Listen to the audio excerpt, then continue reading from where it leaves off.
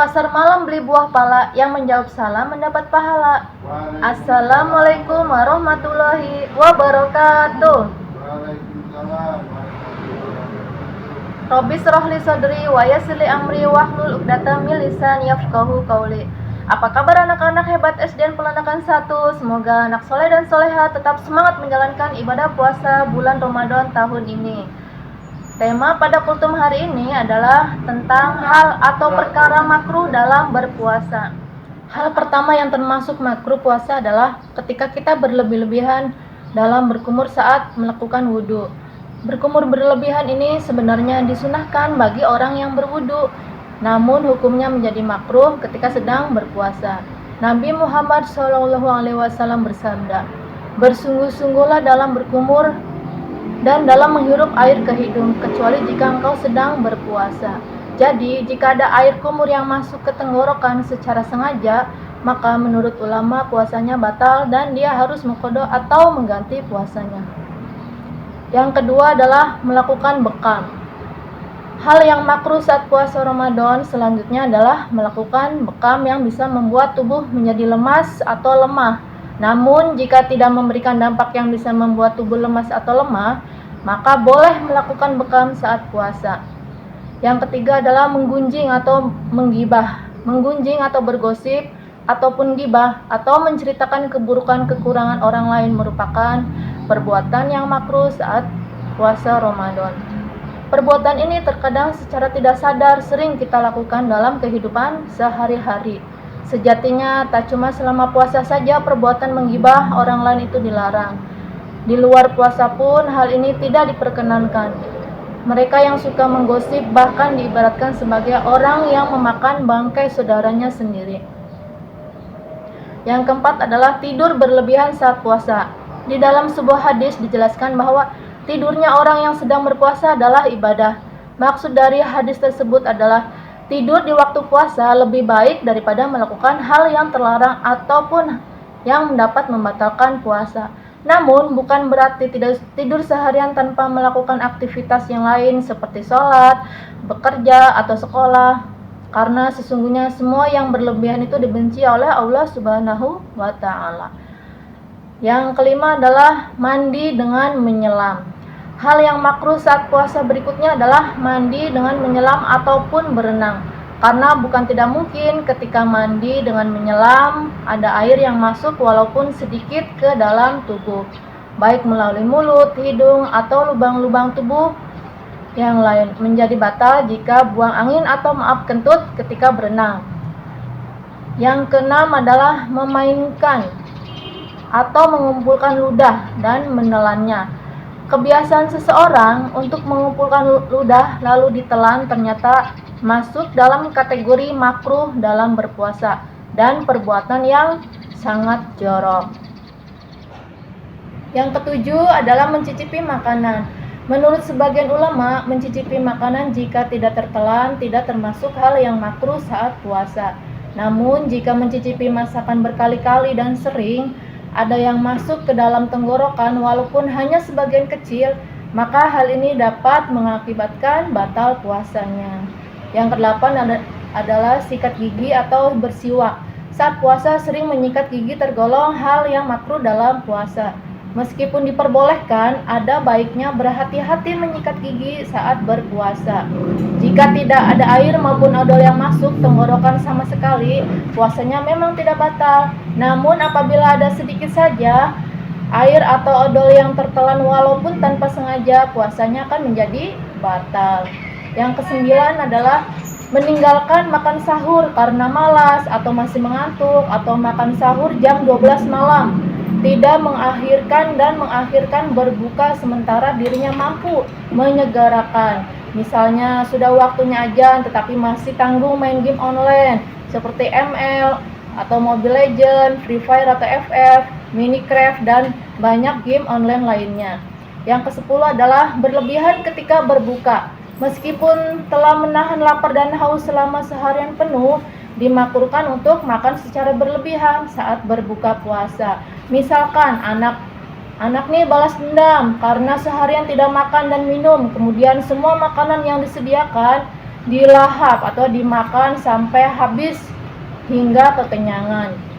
Yang ke-11 adalah sholat tarawih dengan tergesa-gesa atau terburu-buru, tidak tumanina. Mungkin dikarenakan ketika berbuka puasa kekenyangan sehingga menyebabkan kantuk yang akhirnya mengganggu konsentrasi pada saat melakukan sholat tarawih. Ada juga persiapan buat obrok sahur, ada yang mau main ke pasar malam atau ada acara yang lain. Yang ke-13 adalah mengeluh lapar atau haus. Pada dasarnya, mengeluh rasa lapar atau haus adalah hal yang normal dan natural. Bagaimanapun, hal tersebut harus dihindari, mengingat sesungguhnya esensi puasa adalah untuk menguji kesabaran dan keteguhan hati. Yang ke-14, membayangkan makanan dan minuman yang enak, lezat, dan nyami ketika melihat makanan atau mukbang dan kulineran iklan di TV, di IG, di TikTok, di YouTube, dan lain-lain. Yang ke-15 adalah membeli dan mengumpulkan makanan berlebihan yang mengakibatkan mubazir karena tidak dimakan ketika sudah berbuka puasa. Yang ke-16 adalah menangis. Hukum menangis adalah tidak membatalkan puasa asalkan air mata tidak tertelan. Namun sebaiknya kita menghindari menangis tanpa sebab karena kita bisa mengurangi pahala puasa dan mengganggu ibadah lainnya. Yang ke-17 adalah marah. Sikap marah atau emosi berkelahi karena tidak bisa menahan emosi tidak membatalkan puasa. Namun keduanya berpengaruh dalam kualitas puasa seseorang.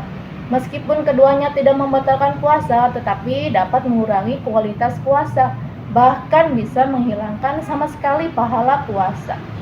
Yang ke-18 adalah jika seseorang secara sadar mengorek telinga atau ngupil, maka hal tersebut merupakan perkara yang disengaja.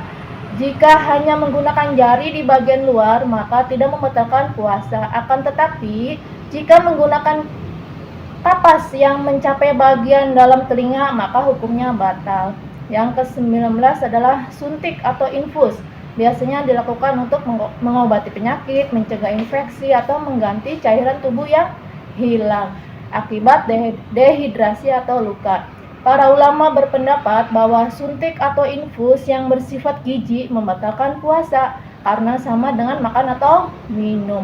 Sedangkan suntik atau infus yang bersifat obat tidak membatalkan puasa karena hanya menyembuhkan penyakit. Sebaiknya kita menghindari hal-hal yang dapat menimbulkan keraguan dalam berpuasa. Jika memang perlu melakukan suntik atau infus karena alasan kesehatan, maka hendaknya dilakukan setelah berbuka puasa atau di malam hari. Jika hal ini tidak memungkinkan, maka kita harus mengqadha puasa di lain hari sebagai bentuk kehati-hatian dan ketaatan kepada Allah Subhanahu wa Ta'ala.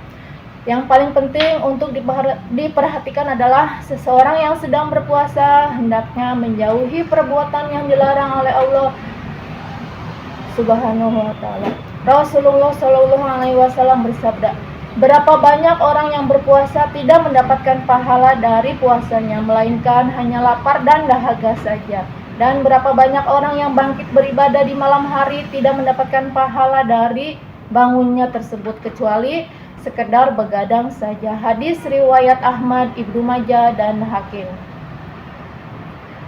Puasa itu bukanlah sebatas menahan diri dari makanan dan minuman, tetapi puasa adalah menjauhi perkara yang sia-sia dan kata-kata yang kotor.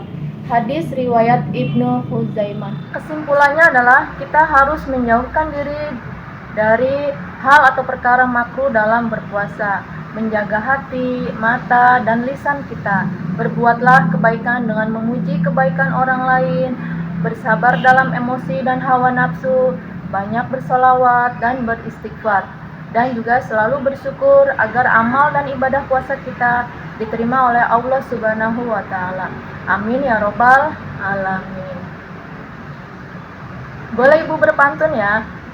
Ngabuburit ke Living Plaza, pulangnya beli sepatu.